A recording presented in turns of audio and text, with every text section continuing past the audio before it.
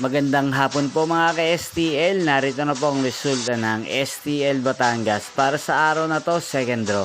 February 8, 2025. Araw ng Sabado. Naway ang mga natayaan nyo pong mga numero kanina ay manalo nawa ngayong hapong ito, 4:30 PM. Kaya kunin nyo na po ang inyong mga tickets. Narito na po ang resulta.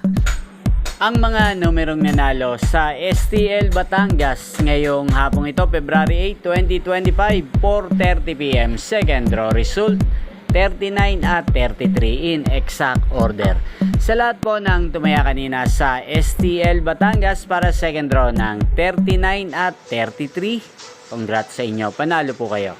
At ngayong hapong ito sa STL Batangas, sa atin pong i-shoutout si Ate Ella ng Batangas. Shoutout po sa iyo Ate Ella, naway ang mga numerong inalagaan mo sa Batangas, sana po ay manalo rin ngayong hapong ito.